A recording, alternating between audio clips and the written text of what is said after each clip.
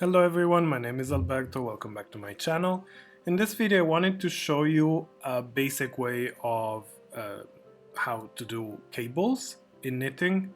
I obviously started with some knitting needles, yarn, and a cable needle, which is this little V thing.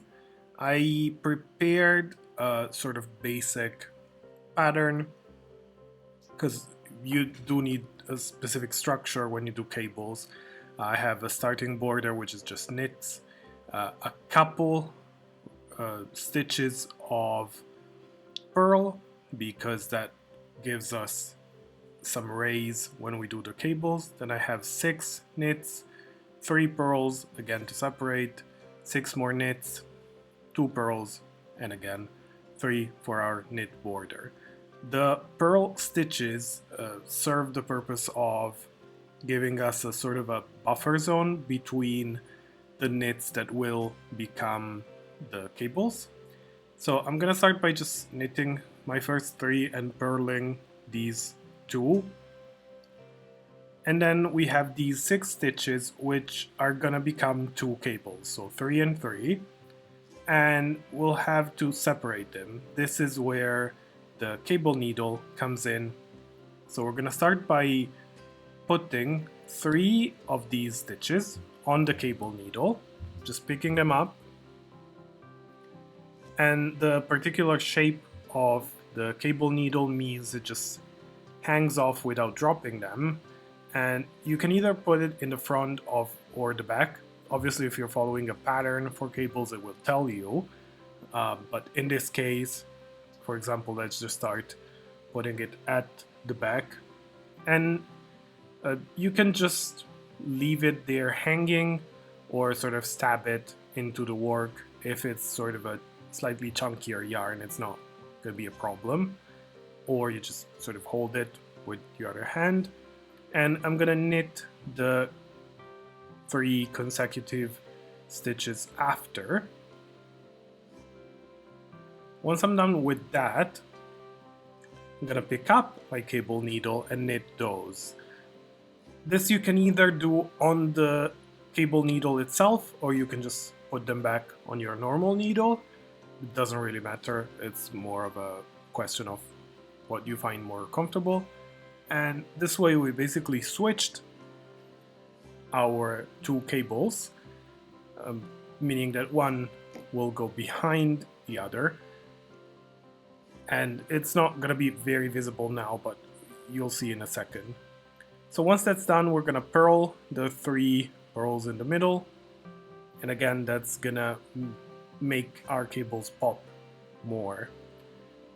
Then we get to the other sets of 6 knits. I'm gonna put 3 on the cable needle. This time we're gonna put it in the front. And we're gonna knit the other 3.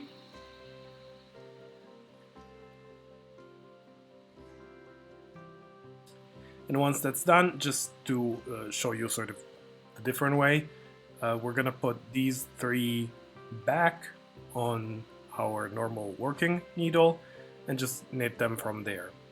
A little thing, be mindful, it's easy to get some gaps because the stitches tend to stretch a bit while you work this particular bit. So an easy way to solve that is to just keep a slight higher tension when you do those stitches, both in the front and in the back. And I'll show you what I mean. When you turn the work, here you can see how it started to move. You're not gonna do cables in the back. So you're just gonna do purl your purls and knit your knits as you would normally do on a stockinette or another sort of pattern. And you will see where these gaps might form, where your cable meets either with the other cable or with the purl stitch on the sides. So that way, if you just keep higher tension there, it sort of solves usually the tension issues. But you can see in the front how now it's starting to relax a bit more and look a bit more like cables. You can see the crossing more clearly. Now what you want to do is just knit a few more rows. You don't want to cross too close to each other because you can lose the pattern, unless again it is a specific design that you're going for. In my case, I'm gonna do something like 4-5 rows just to elongate our cables even more. And as you can see now, they start to be more defined. Unfortunately, this yarn is a bit shiny, so with the lights it tends to sort of disappear a bit, but hopefully you can see here where they're raised and where they cross over. So once we have the length we decided, we're gonna move to crossing the cables again. So we're gonna start with our border. Again, I did 3 knits and 2 purls. So we're gonna do that. Then we're gonna pick up our 3 stitches on the cable needle. In this case, since it's just 2 cables, to continue the pattern, we're gonna put it in the back again so that the cables keep crossing each other. Otherwise, we would basically get a raised sort of S shape over the other, but they would stop crossing. And this is the same for the other one. So in the other one, we put it in the front before. We're gonna put it in the front again. Now this is very, very basic cables with just 2, but obviously there's all sorts of patterns that cross each other. I will put some pictures. If you're following something like that, obviously you will follow a strict pattern, so that will tell you which cables cross where, and you will have to use the cable needle also to move the cables to sort of maybe get a wider angle or something like that. Moving on to the second cables, as you see, we'll just keep them in the front like we did before, and this will continue the pattern.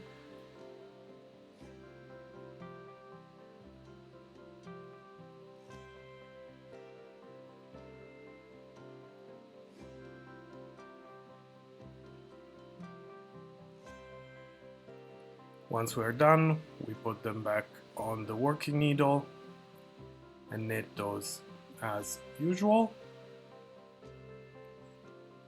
Again, you want to be mindful of the tension, although personally I don't mind when they slightly stretch because it gives it sort of a lacy look, but if you want them to look as neat as possible, be careful of your tension. Then again, in this case, we will keep for some more rows in order to extend our, so the crossings will be better visible.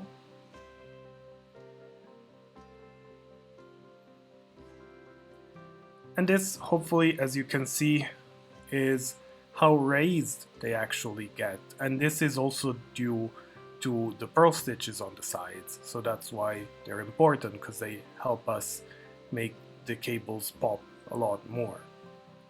So this is it. It was, as I said, just a quick sort of explanation. Hopefully it was easy to understand and made sense. If you have any questions, please leave them in the comments. I will be glad to reply. Like the video if you did, and subscribe if you aren't. And thank you for watching. I'll see you next time.